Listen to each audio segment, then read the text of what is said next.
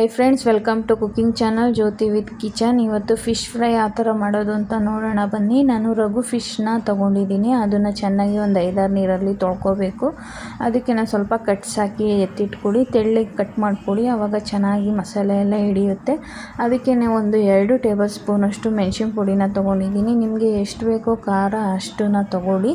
ನಮಗೆ ಸ್ವಲ್ಪ ಖಾರ ಜಾಸ್ತಿ ಬೇಕು, ಅದಕ್ಕೆ ಸ್ವಲ್ಪ ಜಾಸ್ತಿ ತೊಗೊಂಡಿದ್ದೀನಿ. ಅದಕ್ಕೇ ಒಂದು ಅರ್ಧ ಟೇಬಲ್ ಸ್ಪೂನಷ್ಟು ಅಡುಗೆ ಅರಿಶಿನ ತೊಗೊಂಡಿದ್ದೀನಿ. ಇದಕ್ಕೆ ರುಚಿಗೆ ಎಷ್ಟು ಬೇಕೋ ಅಷ್ಟು ಉಪ್ಪನ್ನು ಹಾಕ್ಕೊಳ್ಳಿ. ಸ್ವಲ್ಪ ನಾವು ಉಪ್ಪನ್ನ ಹಾಕಿ ಫಿಶ್ನ ಮ್ಯಾರಿನೇಷನ್ ಮಾಡಬೇಕು. ಇದನ್ನು ಮ್ಯಾಚ್ ಮಾಡಿಕೊಂಡು ಎಷ್ಟು ಬೇಕೋ ಅಷ್ಟು ಉಪ್ಪನ್ನ ಹಾಕ್ಕೊಳ್ಳಿ. ಮತ್ತು 1 ಟೇಬಲ್ ಸ್ಪೂನಷ್ಟು ಶುಂಠಿ ಬೆಳ್ಳುಳ್ಳಿ ಪೇಸ್ಟ್ನ ತೊಗೊಂಡಿದ್ದೀನಿ. ಇದು ಶುಂಠಿ ಬೆಳ್ಳುಳ್ಳಿ ಪೇಸ್ಟು ನಾನು ಮನೆಯಲ್ಲೇ ಮಾಡಿರೋದು. ನಿಮಗೆ ಅದು ರೆಸಿಪಿ ಬೇಕು ಅಂದರೆ ನನಗೆ ಕಮೆಂಟ್ ಮಾಡಿ ಯಾವ ಥರ ಮಾಡೋದು ಅಂತ ಹೇಳ್ಕೊಡ್ತೀನಿ. ಮತ್ತು ನಮಗೆ ಕೈಯಲ್ಲಿ ಒಂದು ಅರ್ಧ ಮುಷ್ಟಿಯಷ್ಟು ಹುಣಸೆಹಣ್ಣ ತೊಗೋಬೇಕು. ಹುಣಸೆಹಣ್ಣ ಸ್ವಲ್ಪ ಹೊತ್ತು ನೆನೆಸಿ ಅದನ್ನು ಕಿವುಚಿ ರಸ ತೆಗೆದು ಎತ್ತಿಟ್ಕೊಂಡಿದ್ದೀನಿ. ಸ್ವಲ್ಪ ಗಟ್ಟಿ ರಸನೇ ಎತ್ತಿಟ್ಕೊಳ್ಳಿ, ತೆಳ್ಳಗಾದರೆ ಅಷ್ಟು ಮಸಾಲೆ ಹಿಡಿಯಲ್ಲ. ಅದಕ್ಕೆ ಒಂದು 3ರಿಂದ 4 ಕಡ್ಡಿಯಷ್ಟು ಕರಿಬೇವಿನ ಸೊಪ್ಪನ್ನ ತೊಗೊಂಡಿದ್ದೀನಿ. ಇಷ್ಟೇ ಇದು ಸಾಮಗ್ರಿಗಳು ಫ್ರೆಂಡ್ಸ್. ತುಂಬಾ ಟೇಸ್ಟ್ ಇರುತ್ತೆ, ಈಸಿಯಾಗಿ ಮಾಡ್ಕೋಬೋದು. ಒಂದು 10 ಮಿನಿಟ್ಸಲ್ಲೆಲ್ಲ ಫಿಶ್ ಫ್ರೈ ರೆಡಿ ಆಗುತ್ತೆ. ಇದನ್ನು ಮ್ಯಾರಿನೇಷನ್ ಮಾಡೋಣ ಬನ್ನಿ. ಅದಕ್ಕೇ ಒಂದು ಬೌಲ್ನ ತೊಗೊಂಡಿದ್ದೀನಿ. ಆ ಬೌಲ್ಗೆ ನಾವು ಕಿವುಚಿಟ್ಕೊಂಡಿರೋ ಅಂಥ ಹುಣ್ಸೆಹಣ್ಣು ರಸನೂ ಸೇರಿಸ್ಕೋಬೇಕು.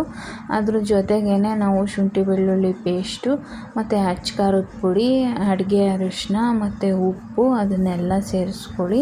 ನೀವು ಚಪಾತಿ ಜೊತೆನಾದರೂ ಸರ್ವ್ ಮಾಡ್ಬೋದು, ಇಲ್ಲ ಏನಾದರೂ ಬೇಳೆ ಸಾಂಬಾರು, ತರಕಾರಿ ಸಾಂಬಾರು ಅದ್ರ ಸೈಡ್ ಡಿಶ್ ಆಗು ಸಹ ಇದನ್ನು ಸರ್ವ್ ಮಾಡ್ಬೋದು. ತುಂಬಾ ಟೇಸ್ಟಾಗಿರುತ್ತೆ. ನೀವು ಮೀನು ಯಾವ್ದು ಬೇಕಾದರೂ ತೊಗೊಳ್ಳಿ, ಅದರಲ್ಲಿ ತುಂಬ ಟೇಸ್ಟ್ ಬರುತ್ತೆ. ಮಾತ್ರ ತೆಳ್ಳಗೆ ಮಾಡಬೇಕು ಪೀಸಸ್ನ, ಆವಾಗಲೇ ಅದು ಮಸಾಲೆ ಎಲ್ಲ ಚೆನ್ನಾಗಿ ಹಿಡಿಯೋದು. ನೋಡಿ, ಅದೆಲ್ಲ ಹಾಕ್ಕೊಂಡು ನಾನು ಮಿಕ್ಸ್ ಮಾಡ್ಕೊತಾ ಇದ್ದೀನಿ. ಚೆನ್ನಾಗಿ ಮಿಕ್ಸ್ ಮಾಡಿಕೊಡಿ, ನೀರೇನು ಹಾಕಬೇಡಿ, ಹುಣ್ಸೆಹಣ್ಣು ರಸನೇ ಸಾಕಾಗುತ್ತೆ.